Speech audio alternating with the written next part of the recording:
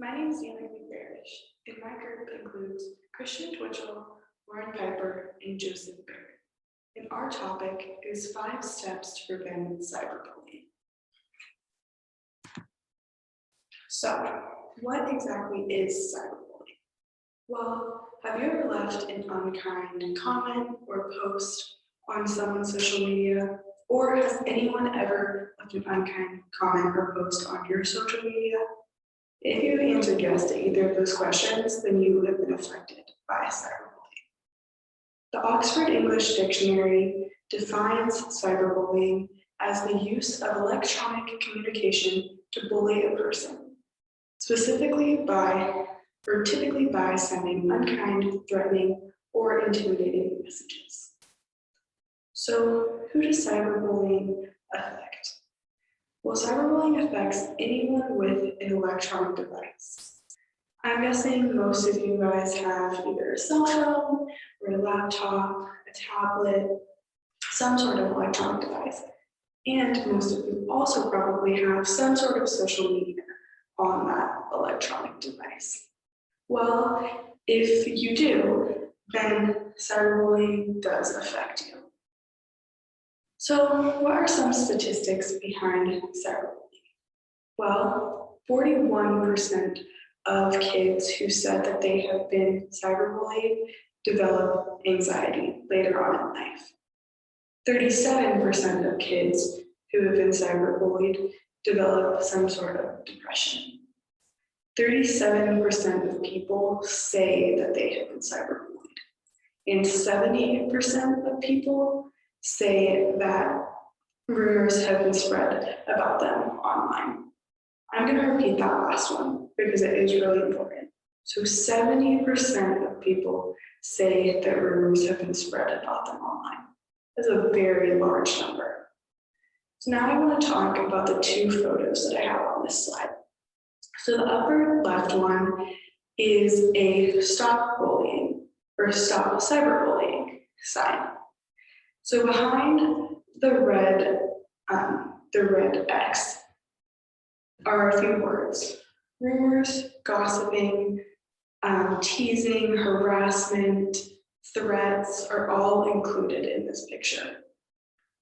These are all words that are included in cyberbullying. If you spread a rumor about someone or something as little as online saying something false about someone, that is considered cyberbullying, and it can very negatively affect someone. So the lower right-hand photo. This is of a person sitting behind a laptop, and there are a bunch of hands coming out of that laptop pointing to this person. If you look closely on his face, you can see that the man is a little shocked and definitely was negatively affected by whatever is coming out of his screen. This photo represents the accusations that can be made online and how they do affect someone's life.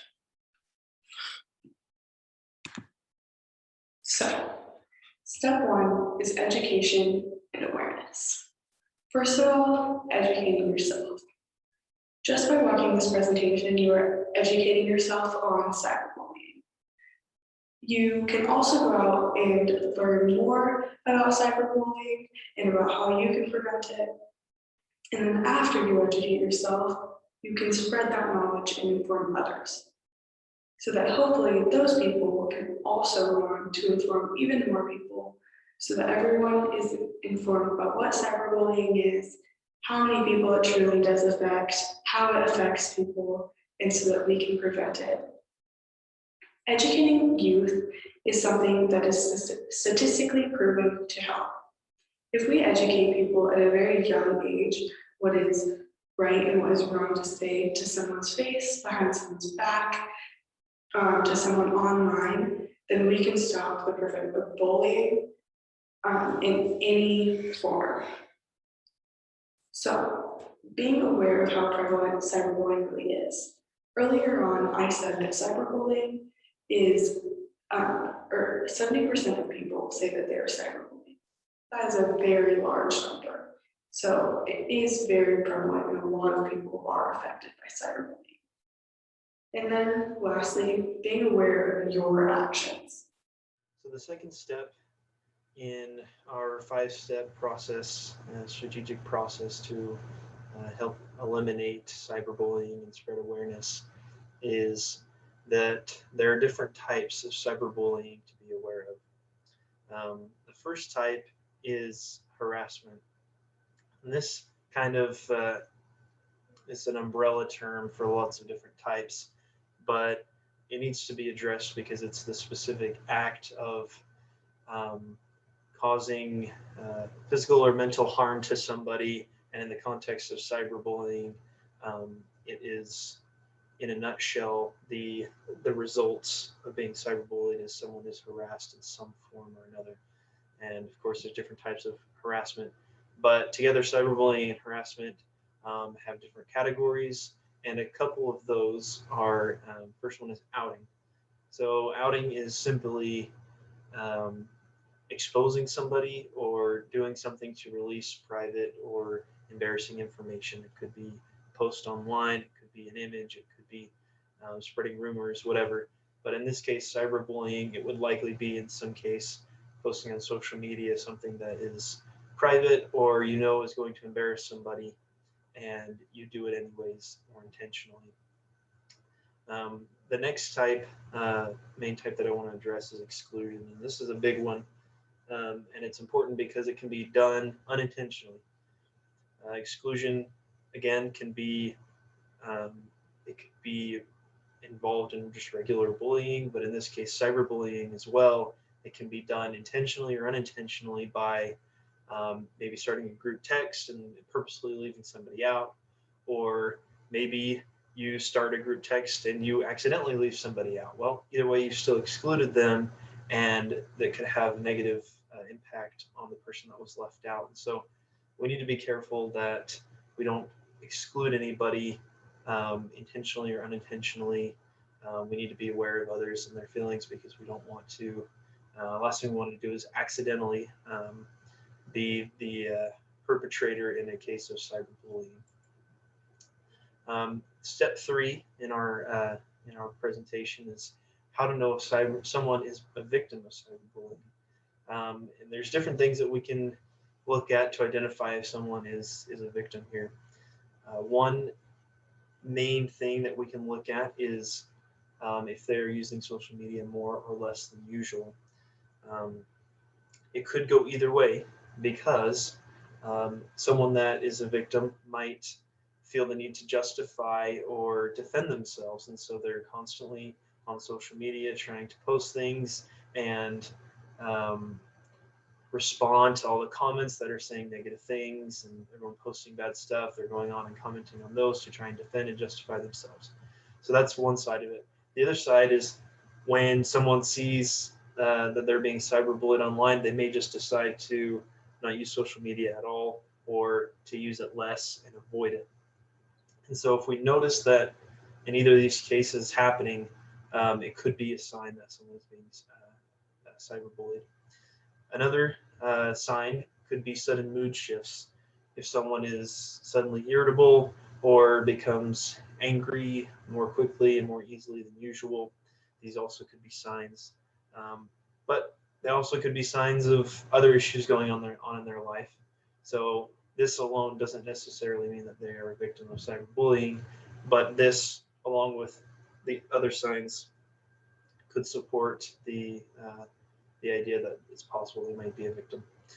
The third sign that I want to discuss is someone could be become less social and more private, and this is a result of cyberbullying because they feel like the world doesn't like them, that people hate them, that they don't get along with anybody, that maybe they don't have any close friends that they can talk to, and so it's important to be aware of this. And it's a lot easier for people to tell in people that are extroverts that are usually more social, and it's easy to tell a difference there.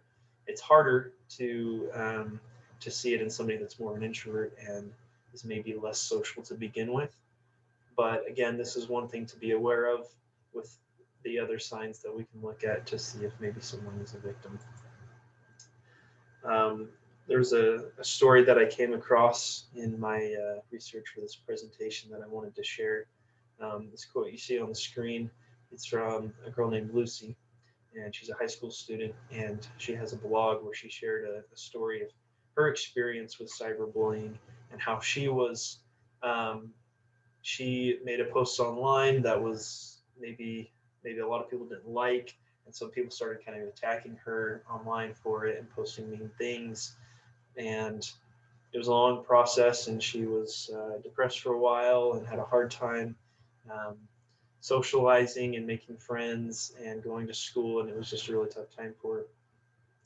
After a while, um, she was able to work things out, and her story did have a very good ending, and which isn't always the case for everybody, but in this case, she is what we could say a survivor of cyberbullying, as she was a victim. So she has a success story, and um, in her blog, she wants everybody to know that to anyone going through this, remember you're not alone, because there's a lot of people that struggle with this at different levels, different severities, and it's our job, those that maybe we are or aren't also victims ourselves, but it's up to us to reach out to those that are victims, to try and comfort them and help them, and to reach out to those that are struggling, and maybe even those that are the ones doing the bullying. We need to be aware of uh, those around us and what's happening in the world of cyberbullying so that we can help put an end to it and comfort those that are struggling with it. And specifically, there's things that we can do and to help those around us, if they're a friend or a child or a sibling. There's different things that we can do and different ways we can handle it. But these are just a few types of cyberbullying and signs that we can look at to know if maybe someone is a victim. And to anyone who's struggling out there, you're not alone. Okay. Now that you've learned what cyberbullying is and the signs of cyberbullying and how you can look for those, now we're going to talk about how you can help. So first we'll say how you can help as a parent, and this is going to be step 4. So looking for the signs of cyberbullying is a huge thing that you need to do, and not just somebody who is getting cyberbullied, but you should also look at if your kids are the ones who are cyberbullying other kids. And then you should also see if your kids are the ones who are watching the cyberbullying get done, and kind of take the steps along with your kids of how they can help. So looking for those signs is a really important call on your part, and important for your kids and their mental health as well. Next, you should really talk to your children. Make this an open conversation, an open dialogue about it's just about cyberbullying in general. Give them the same information that you know about cyberbullying, how it can affect children, and even like how it can affect their lives later on. Make sure it's an open conversation, because this is a conversation that you can continue to have with your kids, not just once or twice, but throughout their entire career growing up. Anything online in the world, everything is online now. So it's probably going to come up in their lives multiple times that kids are going to be cyberbullied, they're going to be cyberbullied, and something's going to happen. The next one, make sure to increase your own awareness of what is going on online. Take the time to do your own investigation of what cyberbullying looks like, and take the time to kind of check out like social media or other forms of social interactions online, and really learn what your kids are doing on there or saying on there, and see if there's any signs of cyberbullying there. Again, you don't have to like stalk them or anything, but just enough so you can kind of see what they're doing when they're going online, and just little things of what they're posting here and there. This can really help both you and your children. And then last for this one is just educate your children. Make sure they know what cyberbullying is and how it can affect not only the people that they bully, but themselves later on. The internet is forever. So if they cyberbully somebody, it can actually show up later on when they're applying for a job, or later on when they're applying for college. Everybody will see that they were a cyberbully at one point, and it will just always be kind of on their academic record of online cyberbullying. And then the last thing that you can do is, as a friend, how can you help? This is kind of one that you want to educate your kids on, how they can help if they witness any cyberbullying. So first off, obviously do not participate in the bullying that is going on. Don't comment on it, even if you want to defend your friend. This just kind of makes it go further, and your friends see that you commented on this, and then all of your group of friends will see this, and then they could comment as well, and then their group sees it, and it just keeps going on and on. So don't like it, don't comment on it, don't participate in it in any way, because then it just spreads more and it causes more damages that way. Another thing, don't retaliate or respond negatively onto the post. You can respond privately, which is the next step. Tell the person who's doing the bullying that, they're in the wrong, but don't respond to the post directly. Again, this is kind of like don't participate, but also responding negatively like that it almost promotes people. It like antagonizes them to just keep going with it. And they're like, oh, we're making people mad. Let's just keep going. So just try not to respond in any sort of negative way. And then you can respond privately to them. And again, try not to do a negative response. Just try and say, hey, this is what's happening. I think you should really think about the consequences of this, and it's up to them after that if they want to respond or not. And then you should follow up with your friend or peer or whoever who got cyberbullied. Let them know that you're here for them. Let them know that you are a friend and you understand what they're going through. And also let them know that you can be help. You can find help for them if it's anything more serious. You can be there for them, and you can help them get out of this situation, help them feel better. And these steps will really, really encourage people to hopefully move away from cyberbullying, but if not, help the people who are getting bullied. They can grow up in a better world and know that they're not alone. Thank you, Danica, Joseph, and Lauren, for all that information. I think cyberbullying is a very prevalent and relevant situation right now in our society, and I'm grateful that we were able to take the time and put this presentation together, and I'm thankful for all of you for being a part of it and being willing to listen. And I know it may have seemed like a lot. I just kind of want to summarize, condense it, and really just shovel out that information one more time.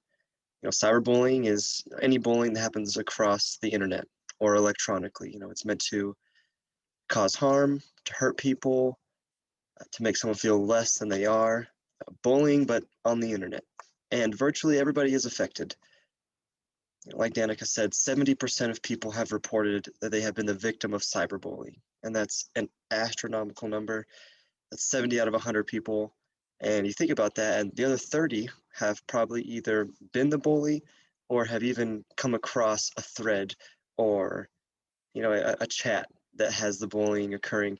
So really everybody in our society has or is affected by cyberbullying. And like Joseph said, there are different types. We talked about the harassment and making someone feel less than they are and intentionally trying to hurt them. And that includes outing. Putting the spotlight on one individual in a negative way or outing them from something. And they are one person or a small group of people who are left out of an event or of a setting, and it's intentional attention to separate them. And that's similar to exclusion. And exclusion can be a little tricky because it can be intentional and accidental. You can intentionally remove someone where you want them to know, hey, I remove you, we don't want you here, and you know it's going to hurt their feelings. But likewise, you can accidentally exclude someone, not meaning to hurt them or to cause any harm, but you could forget to invite them to a party or forget to add them to a thread while all of your other friends are on there. And they may perceive that as something negative when in reality, you just forgot, slipped your mind. So being aware of this can help avoid those kind of situations and just being educated. And like Lauren said, what can we do as family and friends? We've given this presentation and we've talked about the different types and what cyberbullying is. And we talked about, as family and friends, we have a significant role in helping those who are the cyberbullies and raising awareness to that, but also those who are affected, the victims here. As friends, you see these people as your peers, you're with them for 8 hours a day, 5 days a week, you know them, and so be aware, become educated on, they seem off. They're not as open, they're not as fun, they're not as outgoing as they usually are. Pay attention to that, and don't be afraid to have that open line of communication. Have that relationship where they know they can talk to you, and where they know they can share things with you and that you'll have their back. That's a critical thing. Obviously cyberbullying can occur outside of a school setting. Grown people can have, occurrences of cyberbullying, can hurt other people on the internet. I think sometimes we tend to put bullying in the category of school, and a lot of times that's true. More often than not, I think we see that in a school setting, different peer groups or different individuals going at each other. And so don't be afraid to take a stand and to be there for your friends if they need them. And as parents, I don't have any kids currently, but I have had family members who have been cyberbullied, and it's hard. It's hard to see them hurting, and initially there's that anger and the frustration, and handle the situation cautiously. Don't feed into the negative energy. Like Lauren said, we want to participate, but we don't want to participate negatively. We don't want to feed into the conversations and the threads and the comments. Now, we want to take the high road. We want to be there to support the people we love and let them know that they have a safe place outside of that bullying, right? They can come home, they can be with their friends and their family and know that that's a safe spot for them. They can talk about what's going on, and that allows awareness to be brought to the table, being open and having those lines of communication, and just, overall becoming educated. That's why I'm so grateful we're able to present this today and to let you know what it is and what to watch out for and be aware of. More often than not, I think sometimes damage can occur when we're just uneducated. Cyberbullying may be happening and we may think it's a joke, when in reality, we have this information and we're looking at it now and it's like, well, hold on, this is very different. This is not what I thought it was, and this actually isn't okay. So I'm so grateful for everyone coming out today and being a part of this presentation and allowing us to raise awareness on such a serious issue, and I hope you're all able to learn something new and to leave this today feeling more educated. So, my challenge for everyone is just to be aware, become educated on this issue and to further your understanding and be able to see these situations before they really get out of hand. Hope all of you have a great week. Thank you.